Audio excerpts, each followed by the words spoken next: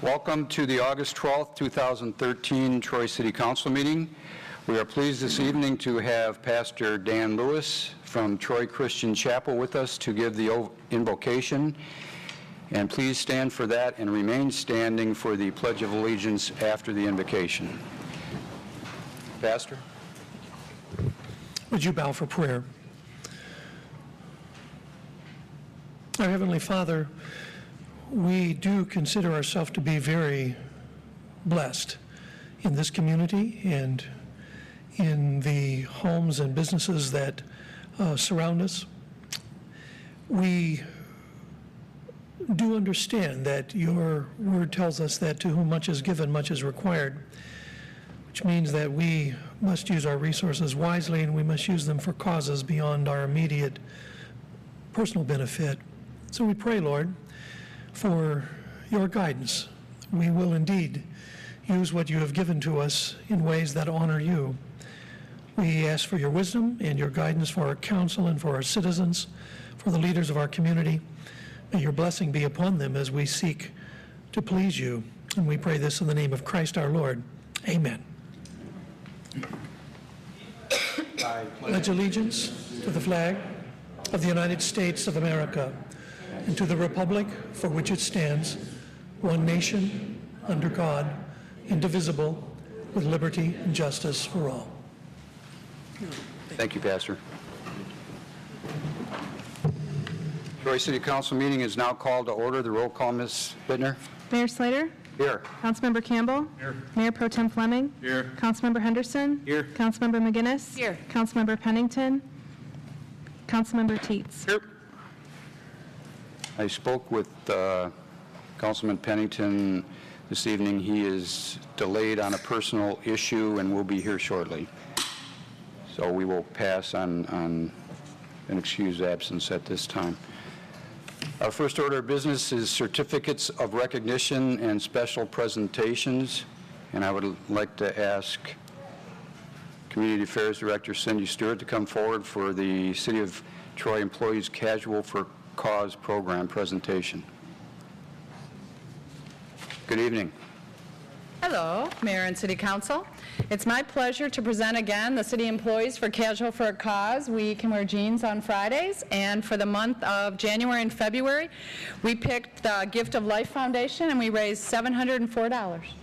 So this is Terry Kennedy, and you might want to tell us a little bit about your organization. Certainly. Well, first of all, thank you, Mayor. Thank you to the City of Employees for your casual day. Just briefly, I want to let you know what Gift of Life Foundation is. Gift of Life Foundation is a nonprofit organization that promotes organ donation, tissue donation, and eye donation for all the citizens in the state of Michigan. And the funds that you raised will go towards funding grant programs throughout the state of Michigan. Just to give you a couple brief examples of some of the grant programs that we sponsor. One is a program to help transplant recipients with their post-secondary education so they gain skills so they can sustain themselves in the workforce. We also supply funds to transplant recipients to help pay for immunosuppressive medication. And we also,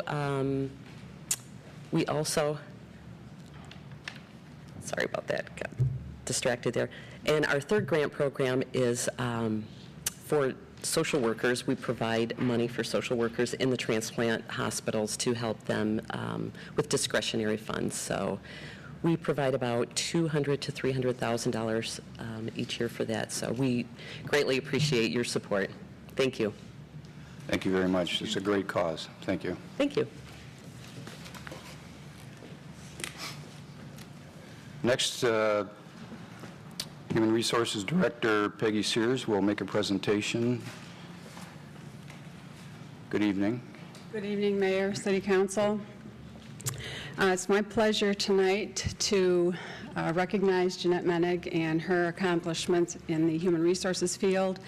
The International Public Management Association for Human Resource, or IPMAHR is a whole lot easier to say, is an organization that represents human resource interests at the federal, state, and local levels of government.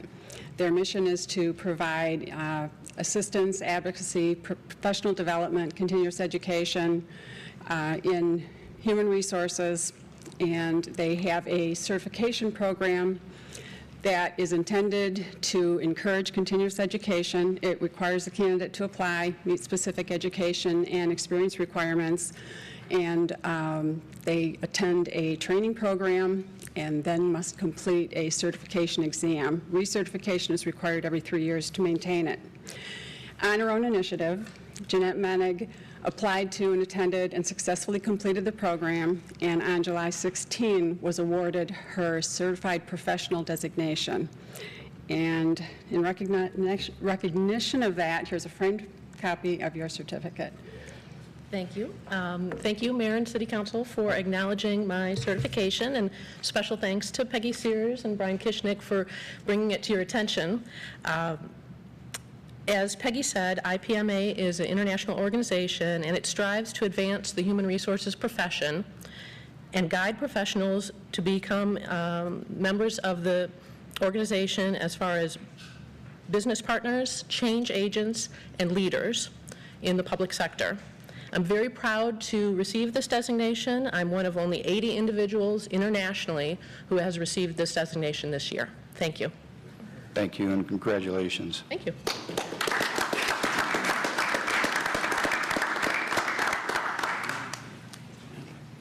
Next, Steve Van Dett, our city engineer, will make a transit center status update report. And I know he can hear me in the back, and he's probably coming up now.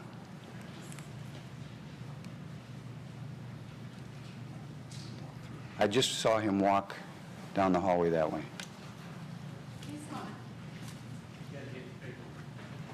He didn't expect us to be done this quickly. So efficient. Yes. That's us. Thanks.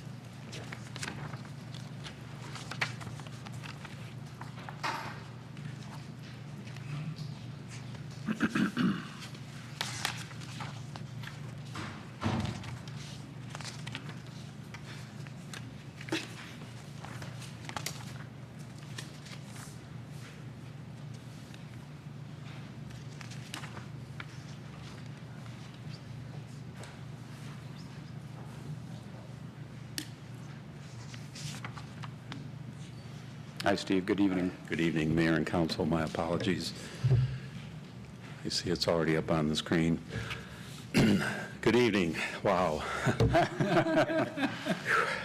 What a difference a few weeks makes. I'm happy. It's been a good few weeks, though. It has been a good few weeks. I'm happy to report that the FRA has resumed our reimbursements, and those reimbursements are being processed immediately.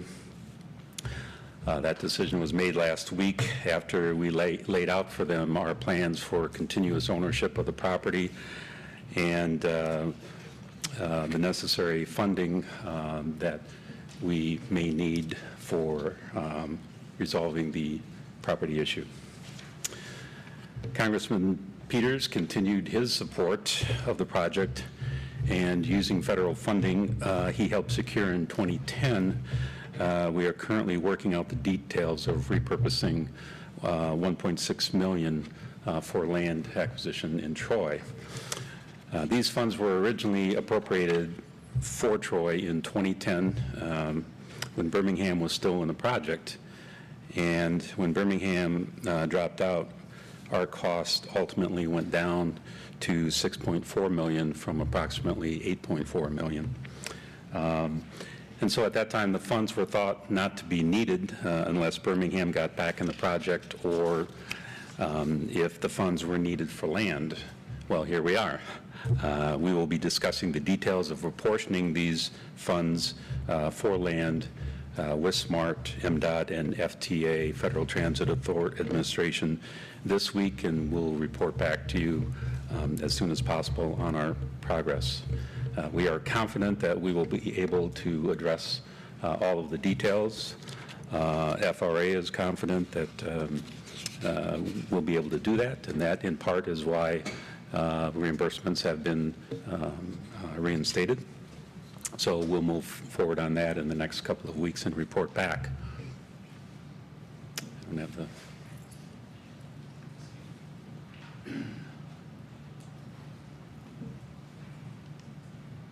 These are just some of the slides of construction. I'll talk about that a little bit. The status of that, we're moving along well. There's no major problems. We're about 75% complete. We have the building, the elevator, stair tower, the bridge, exteriors complete, including the glass and doors.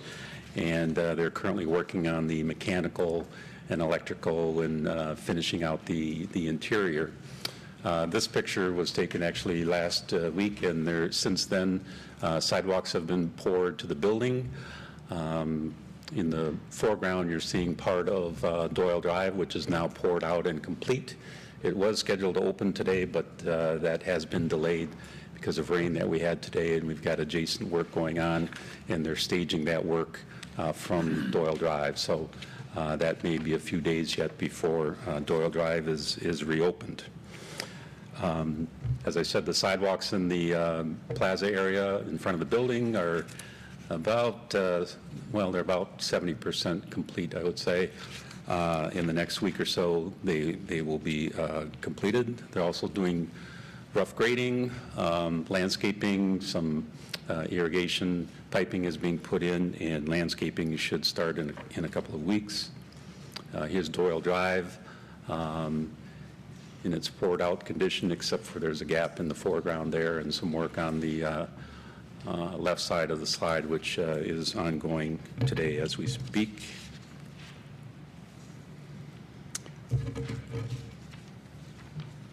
Construction is scheduled to be complete in September, and we hope to be ready to open in late September.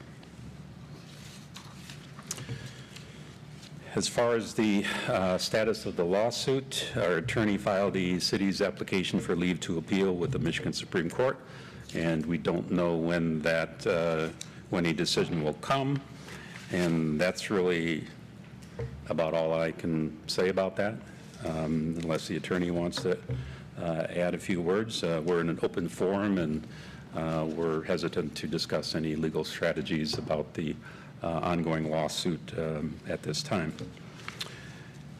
Operation and maintenance, we do have a lease agreement yet to do with Amtrak that has been in the works for several, for over a year. We sort of put that on the back burner with our issue that we have with the property and with reimbursements. We're going back to that and working on that starting this week, and we believe that we will be bringing an agreement to you in the near future. This is a lease agreement between Amtrak and MDOT, Amtrak and the City of Troy, and we believe MDOT will be a party to that lease agreement as well. At the last meeting, there was Maureen McGinnis, Councilwoman McGinnis, asked for an update on the business opportunities. And for that, I'd like to ask Glenn to come forward and say a few words on that. While he's coming up to the podium, is there any questions that I can answer for you on any of the issues that I covered? Thank you. Before you leave, Steve, I just want to say thanks for all your hard work. I know it's been a very difficult project for you personally, and at least on behalf of me, thanks for all your hard work.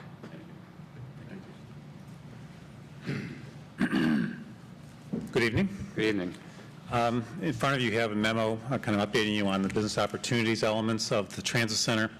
And as mentioned in the memo, we continue to believe that there are some business opportunities related to the transit center, including naming rights, sponsorships, and other forms of promotional activities.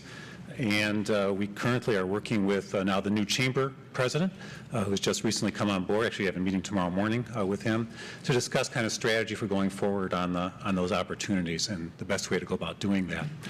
The city administration is prepared to proceed with preparing RFPs, requests for proposals, any bid documents that might be available to solicit potential sponsors for naming rights for the Transit Center. We're prepared to do that internally. However, strategically speaking, we are probably best off waiting until there is a conclusion to the continuity of ownership issue in terms of the marketing aspects of that. Probably the best approach to proceed with that. So that kind of summarizes where we're at right now in terms of the business opportunities, and happy to answer any questions that you might have. Just a question for Mr. Kishnick. We were getting updates at least monthly and biweekly on that issue. Could we kind of get that going again so we could be brought up to speed? I know there is a meeting tomorrow morning, and possibly if we could get an update after that meeting, I would appreciate it. We will do that. Thanks. Thank you. Questions? Thank you. Thank you.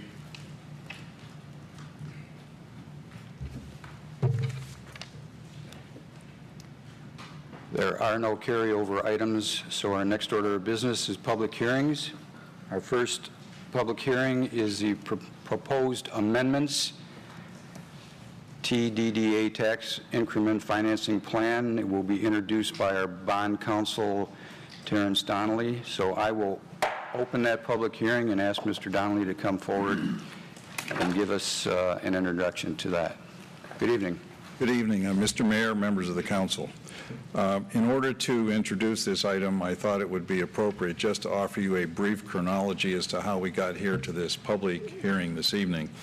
First, as you may recall, on June 17th, the city manager presented a proposal to avoid default on the DDA bonds, and this proposal had two main components to it. The first one was to amend the DDA's development plan and tax increment financing plan as follows. One, the duration of the plan would be extended to December of 2033. The development area of the plan would be revised by removing certain properties from the development area, with the projected result that the DDA would once again be able to realize tax increment revenues. The amendments also provided for the issuance of general obligation bonds by the city in an amount not to exceed $15.5 million. These bonds were to be paid or are to be paid and are clearly expected to be paid solely in the first instance from the projected tax increment revenues to be derived from the plan as amended. And then the bonds will be secured secondarily by a limited tax, full faith and credit pledge of the city. The plan amendment also contemplates that any surplus tax increment revenues remaining after the payment of the debt service on these general obligation bonds to the city can only be used for two other purposes. One, for the maintenance of public facilities in the downtown district of the DDA, and for administrative costs of the DDA. The second major point, as the manager outlined on June 17th, was the extension of the DDA. It presently is scheduled to expire in December of 2018, along with the plan. The amendment calls for, the proposal called for extending the existence of the DDA to at least December 1st of 2033, which would coincide with the final maturity of the bonds. That night, on June 17th, after the city manager's presentation, the city council voted to authorize the publication of a notice of intent to issue bonds along the lines that I just outlined.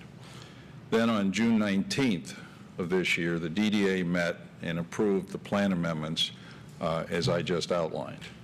On July 8th, the City Council met again, and this time was to set a public hearing on these plan amendments, as is required by the enabling legislation that authorized the creation of the DDA. On July 24th, once again as required by law, the DDA met and approved the estimate of the projected tax increment revenues, which will form the basis for the security for these bonds that are outlined in the plan amendments. And that leads us up to tonight. There is a public hearing at which the public is afforded the opportunity to comment on the proposed plan amendments. Following the conclusion of the public hearing, you have two resolutions in your package. The first one approves first resolution approves the extension of the DDA and the plan amendments and also the related ordinance amendments dealing with the extension of the DDA and approval of the plan amendments. And the second resolution is to authorize the issuance of the bonds in an amount not to exceed $15.5 million. And I will be happy to answer any questions from any member of the council. Questions for Mr. Conley? I think we've all talked to you personally throughout this whole process, so thank you. Thank you. Resident Jim Warpatinsky has signed up to speak on this item. Mr. Warpatinsky? Good evening. Good evening, Mayor, Council, City staff, and City residents. I just briefly want to commend the City for solving the DDA problem, because I was really concerned about it, and I sure wasn't smart enough to figure it out. Fortunately, we have City Manager Brian Kishnick, who I give most of the credit to for this brilliant plan. I know Brian rightly gives credit to his staff and to council and even to the DDA, but for my money, if we didn't have Mr. Kishnick, we wouldn't have the plan. So I thank you all for putting this together. I would ask that you, I know you're going to approve it, at this hearing, but I would ask you to do it unanimously. I know on the June 17th meeting, one of you was absent and one of you voted no. Now, subsequently, it's come to light that the DDA will not do any new projects, they'll only do debt service, maintenance, and administrative. So hopefully that is enough for the one council member who voted against it last time, and maybe we could have a unanimous agreement so we can show that everybody is on the same page, what have you. I thank you very much. Thank you. Is there anyone else here that wishes to speak on this item this evening? Seeing none, I will close the public hearing and return it to the table for resolution and discussion.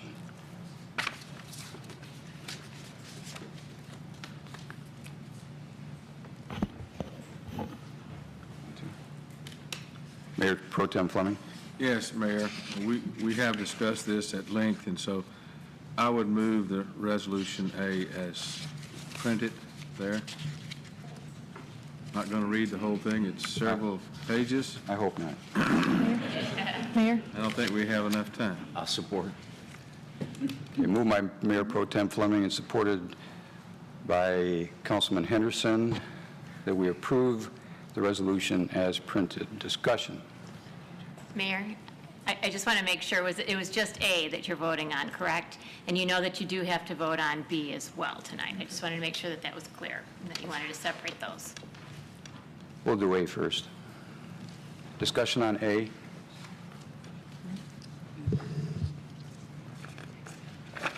The vote, Ms. Bittner? Mayor Slater? Yes. Councilmember Campbell? Yes. Mayor Pro Tem Fleming? Yes. Councilmember Henderson? Yes. Councilmember McGinnis? Yes. Councilmember Pennington? Yes. Councilmember Teets? Yes. Motion passes.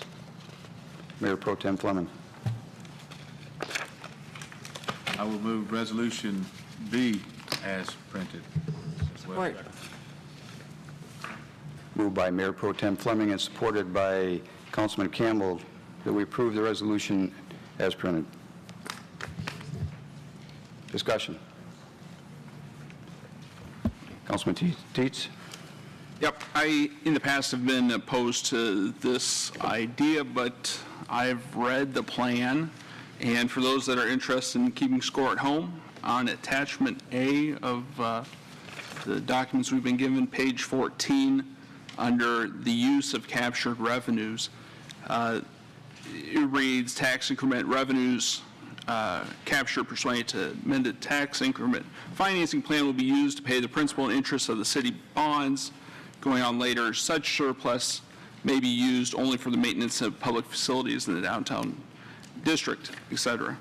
And so, meaning that new projects and things that in the past have happened won't be able to happen under this plan, and hopefully we can get the bonds paid off. And then the second point was the timeline of 20 years is for a very specific reason. That is simply the term of the bonds. And so after a lot of thought and reading that and seeing it in print, and I believe in trust but verify, it has been verified here, so I'll be voting yes. Thank you. Appreciate that. That was an important point, I believe, for probably everybody here on council.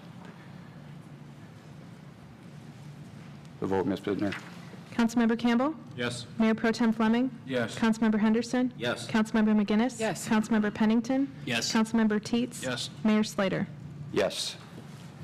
Thank you to council, our great bond representative and staff for all the hard work. And it's our hope that we're going to pay this off before the due date. That's our goal. And I think it's a very realistic goal. But thanks to everybody for all their hard work. Thank you. Next order of business is E2, another public hearing on rezoning application file number Z744, proposed Belle and Claire condominiums, east side of Rochester, north of Wattles, south side of Lamb, part of 4210 Rochester, section 14, from R-1C, which is one family residential district, to RT, one family attached residential district. And I see Mr. Brent is standing here ready for a presentation. Good evening. Good evening, Mayor Slater, City Council members. The applicant is for this item is Mondrian Properties Belle Claire LLC. Mr. Maniaci from that corporation is here this evening.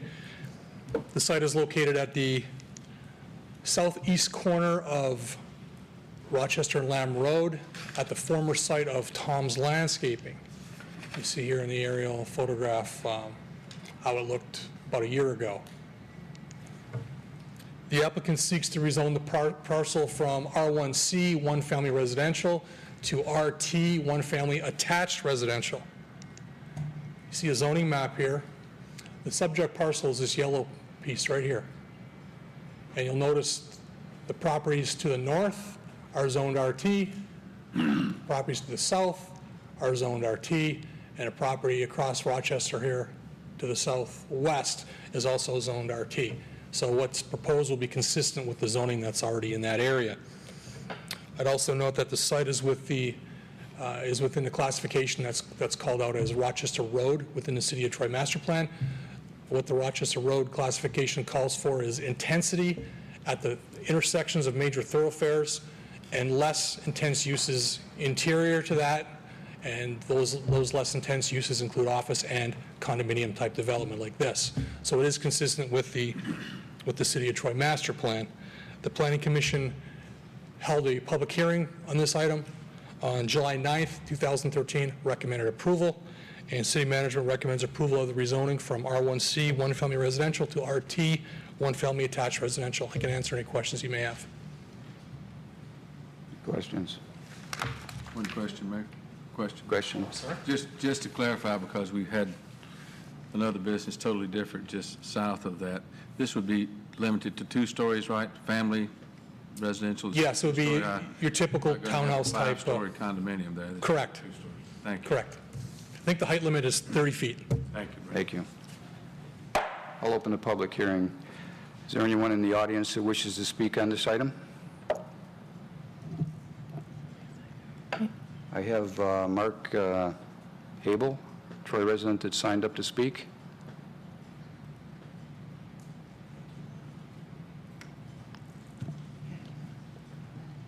Mr. Peters.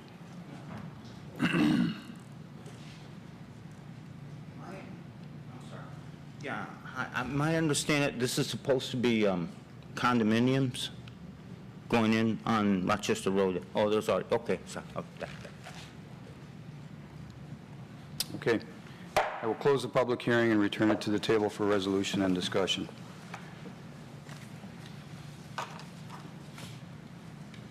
Mayor Pro Tem Fleming. Yes, Mayor, I'll move that resolution as printed. Support. Moved by Mayor Pro Tem Fleming and supported by Councilwoman McGinnis that we approve the resolution as printed. Discussion? The vote, Ms. Bittner. Mayor Pro Tem Fleming? Yes. Councilmember Henderson? Yes. Councilmember McGinnis? Yes. Councilmember Pennington? Yes. Councilmember Teetz? Yes. Mayor Slater? Yes. Councilmember Campbell? Yes. Motion passes. Thank you. Next item of business is public comment for items on the agenda. And for those citizens that plan to speak at either of the public comment sections this evening, please review the rules and regulation portion of the agenda, as we will be strictly enforcing those rules. Resident Audrey Zambruski is the first speaker. Mayor? I think I'm the wrong one. For items not on the agenda. No, Mayor. Or no, for items on the agenda. I'm sorry.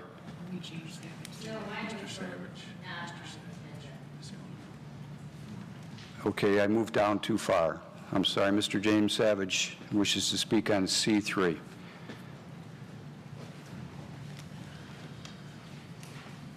Good evening, Mayor. Good evening, City Council. As you know, I've been pretty critical of the rules of procedure, and I'm a little bit confused tonight because I don't know what the rules are regarding public comment on items on the agenda, because there seems to be a lot of inconsistency tonight. So again, I would remind Council, it's time you looked at the rules of procedure. Anyhow, I wanted to talk on the transit centre. And there's a sign, I don't know whether it's still there, but there was a sign on the transit centre that says it was 100% federal funded. Well, that's a lie. And we've been lied to regarding this project by every council for the last 12 years. This project has, is, and will continue to cost Troy taxpayers. Early this year, I asked for a statement detailing the cost of legal services, including our own legal staff. I have not yet received an answer or any kind of a statement.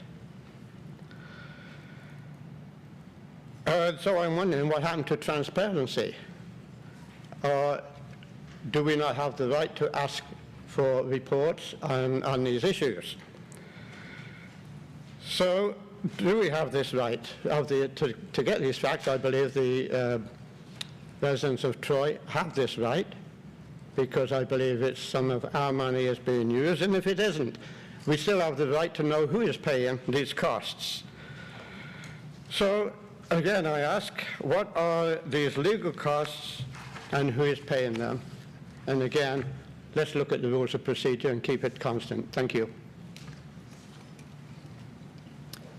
That concludes those who signed up to speak on items on the agenda.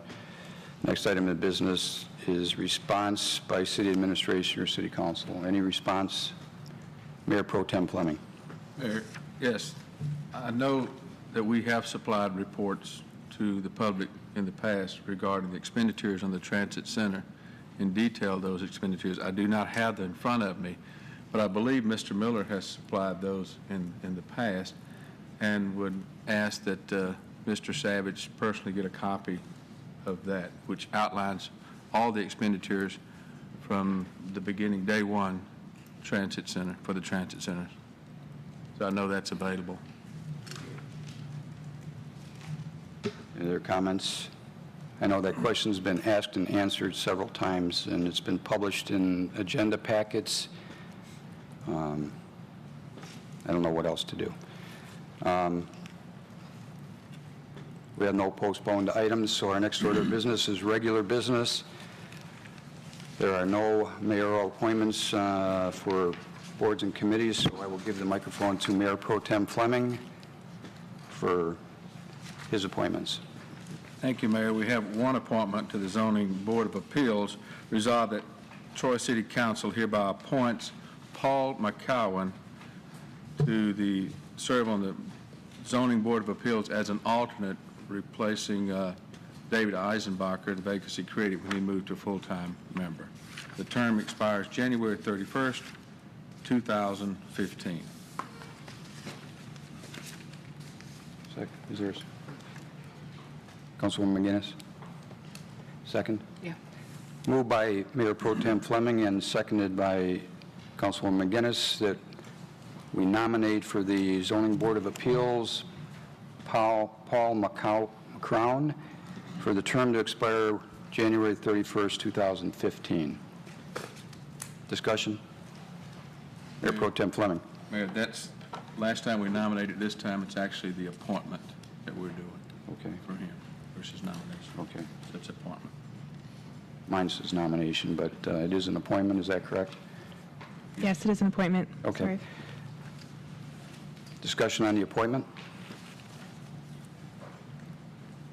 The vote, Ms. Bittner? Councilmember Henderson? Yes. Councilmember McGinnis? Yes. Councilmember Pennington? Yes. Councilmember Teetz? Yes. Mayor Slater? Yes. Councilmember Campbell? Yes. Mayor Pro Tem Fleming? Yes. We also have one nomination tonight for the Parks and Recreation Board. Resolved that Troy City Council hereby forwards the name of Gary Hoff to serve on Parks and Recreation Board to the next regular City Council meeting for action, and his term would expire, I believe, July 31st, 2014. We have one other appointment opening, which would be for a student, but we're waiting on some applications for that. So tonight, I'm only forwarding the name of Gary Hoff as a nomination. Support. Moved by Mayor Pro Tem Fleming and supported by Councilman Henderson that we nominate for the Parks and Recreation Board Gary Hoff for the term to expire 7/31/2014. Discussion. Mayor, just to make a point, too, Mr. Hoff represents the Troy School Board, and there's always one member from the Troy School Board on this board, and that's Mr. Hoff, and he wants to remain. Correct. Further discussion? The vote, Ms. Bittner? Councilmember McGinnis? Yes. Councilmember Pennington? Yes. Councilmember Teetz? Yes. Mayor Slater? Yes. Councilmember Campbell? Yes. Mayor Pro Tem Fleming? Yes. Councilmember Henderson? Yes. Motion passes. Our next order of business is a request for closed session. Councilman Campbell? I'll move the resolution for closed session as is written. Support? Moved by Councilman Campbell and supported by Mayor Pro Tem Fleming that we approve the request for closed session as printed. Discussion. The vote, Ms. Bittner. Councilmember Pennington? Yes. Councilmember Teetz? Yes. Mayor Slater? Yes. Councilmember Campbell? Yes. Mayor Pro Tem Fleming? Yes. Councilmember Henderson? Yes. Councilmember McGinnis? Yes. Motion passes. Next order of business is a contract ratification with a presentation by Human Resources Director Peggy Sears. Good evening. Good evening. Again. On July 29th, the Michigan Association of Police, which represents our clerical and non-sworn police personnel, ratified a 2-year agreement. We provided you with the detail of the tentative agreement, and it shouldn't look too different at all from the AFSCME contract. All the major benefits will mirror what we agreed to with AFSCME. Back in the budget session, City Council took a bold step and trusted and opted out of PA 152. And I'm pleased to say that with this agreement, we have 96% of the affected employees now in that Community Blue Health Plan. So City Administration supports and recommends ratification, and I'll answer any questions you might have. Questions? Thank you. Thank you.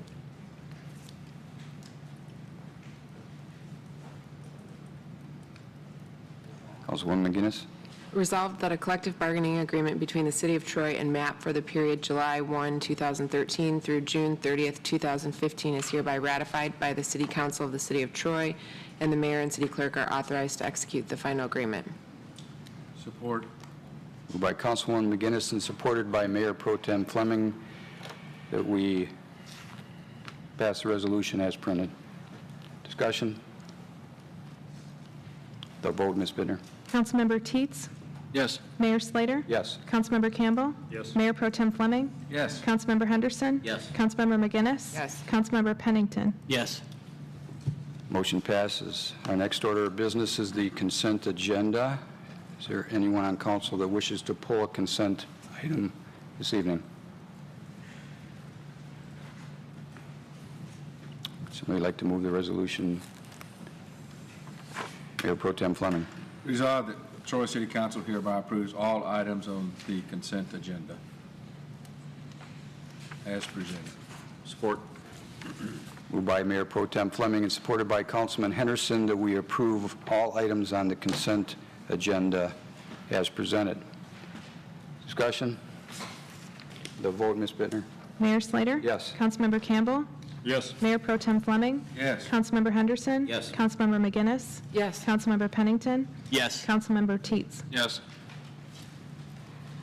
Motion passes. Is anybody here on a consent item? They have all been approved this evening. Our next item of business are memorandums and future council agenda items. There are none this evening. So we will move to public comment for items not on the agenda. Now I will ask on resident Audrey Zambruski.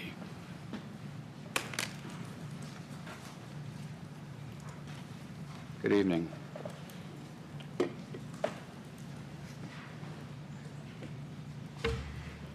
I try to make all the council meetings. I've made them for 17 years, and 12 of those years I didn't miss one meeting. And the thing is that is sometimes I can't make them, but I do watch them on television. Well, my husband decided to go with another cable company, and we find that AT&T does not carry the cable. And I don't understand why, because I don't like to sit and watch on a computer. I get enough on the computer. But I would like to see it, AT&T follow through with being able to show it the same as Comcast and the other ones do, because if I can't make it, I do like to watch it. And I have a second thing that I'd like to tell you, is that Representative Martin Hollerich sent out to all seniors about medicine bottles, and medicine, don't throw them down the toilet, because it does affect the water system.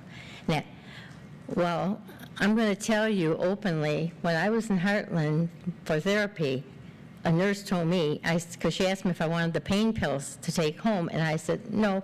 I said, I didn't need them anymore. And I says, wait a minute, what are you going to do with them?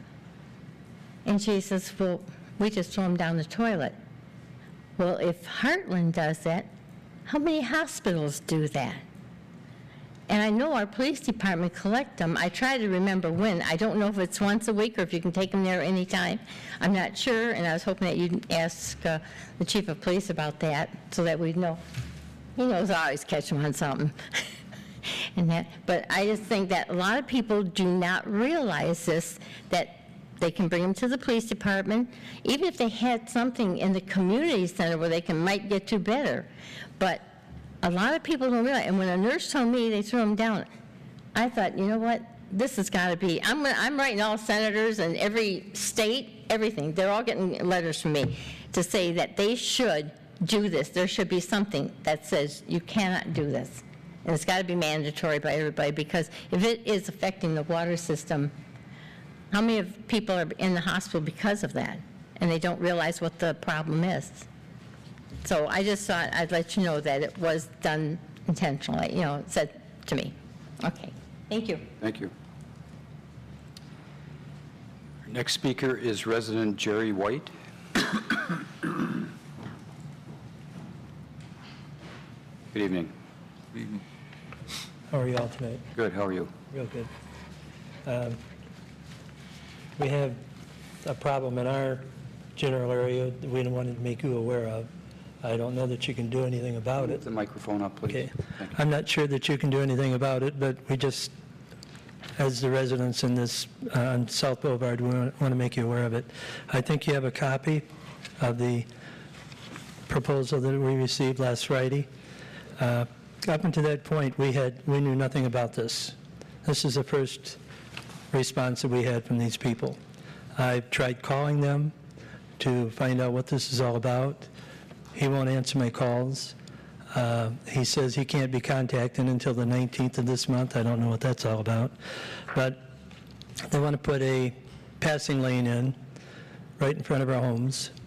They're going to take down these trees that are in front of our homes, which are 150 years old, which I would hope that we could keep. But the biggest problem here is this passing lane is going to affect everybody on our side of the street. And it's going to interfere with our septic, which I called the city today. And if that happens, then I didn't realize it, but we're responsible for the cost of the septic.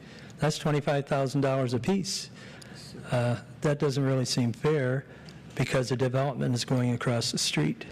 You know, Rochester Hills is making out very well on this, but the city of Troy, I think, is losing because now our taxes are going to go down on account of this. This is going to be within 10 feet of my home, this passing lane. So when the snow removal comes down the street, that's all going up against my house. You know, we're going to have traffic coming up within 10 feet of my house, which I think is dangerous, and we just don't think it's necessary. And we'd really appreciate anything that the council could do for us. And like I say, maybe there's nothing at all that you can do, but we've been here since 1972 in Troy and have enjoyed living here all this time. And we feel our property value will go down. oh, yes. And we feel it's dangerous. How can we, you know, it's within 10 feet of our home, we could get injured. See, our neighbor's septic field, she has a smaller lot than we do. It's in her front yard. It's going to wipe her septic right out, so she has no choice at all. This is going to, according to, I went to Oakland County today, they said it will probably infringe on my septic tank. The county's already told me that's the only place I can put it, so that means I'm going to have to come through the sewer also. And the whole thing just seems unnecessary when there's all this vacant land across the street that this developer wants to use, but he's putting all the problems with us. Thank you very much. Thank you. I saw City Manager Kishnick taking notes, and if you could just wait till after the meeting, maybe somebody could speak with you. I'd be glad to. Okay, Thank you so much for your time. You have a nice evening. Thank you.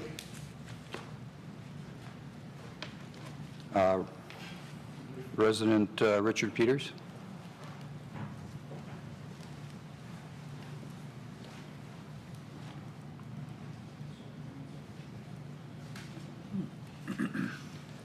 Good evening.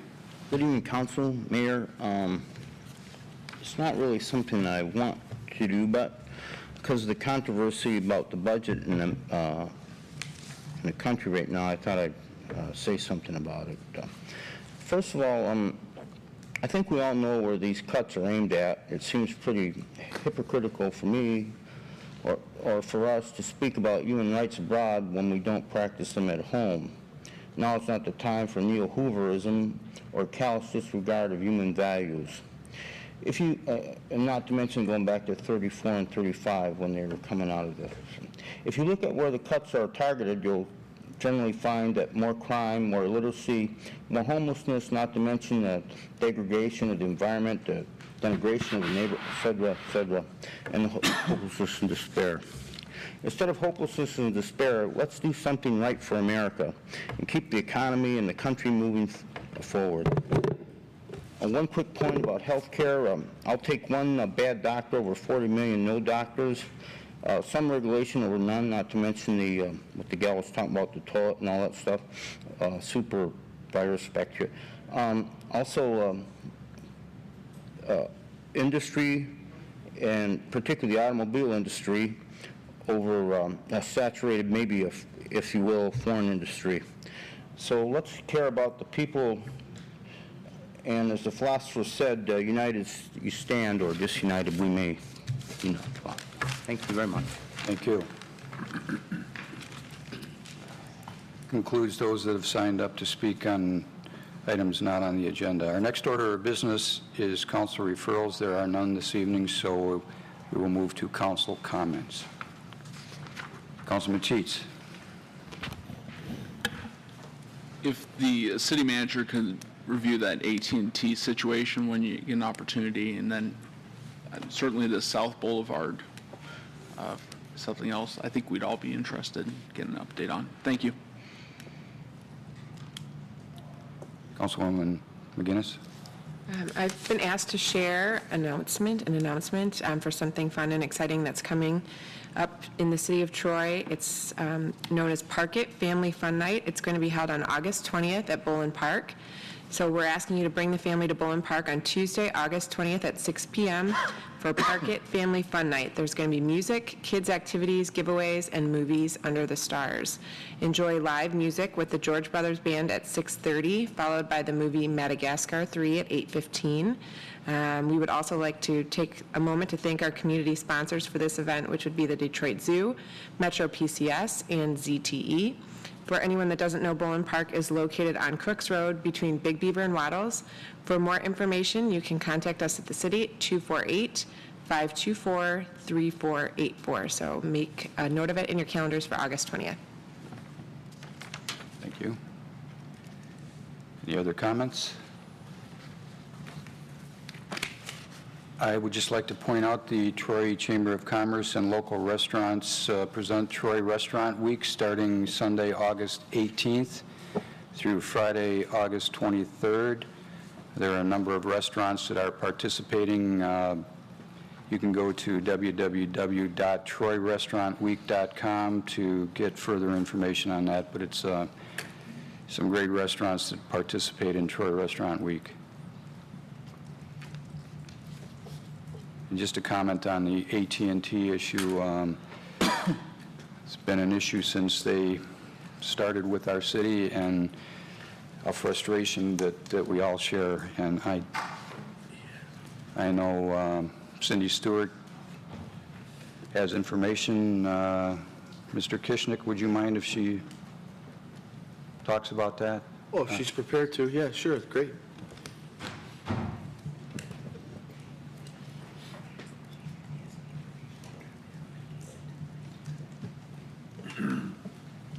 This is kind of a fight we've been going back and forth with AT&T. Comcast and WOW each offer us our channels, public education, government, free of charge. And the ICCA, we've been talking to AT&T quite frequently, and they refuse. They want to charge all the communities a lot of money, a monthly fee, and to buy the equipment. And we keep standing together firm, our 11 communities and some other communities, that we don't pay Comcast and WOW. We don't see that it's right to pay AT&T. So we will continue with our attorneys for the ICCA to continue to talk to them. Maybe council could draft something to send to AT&T. Maybe City Attorney Bloom, maybe you could help us with that? I'd be happy to do that. I don't want to speak for the chief this evening, but I know he would be happy to tell anyone interested how you can dispose of your prescription drug. And if it's okay with Mr. Kishnick, could we call on the chief? Thank you. Certainly. We have a mailbox-looking device in the police lobby. People are welcome to come in during what our normal business hours are, which would be 8 a.m. to approximately 10 p.m. at night during the week, and 8 a.m. to 5 p.m. on weekends. We take in any drugs except liquids. We're not equipped to take liquids, any liquids.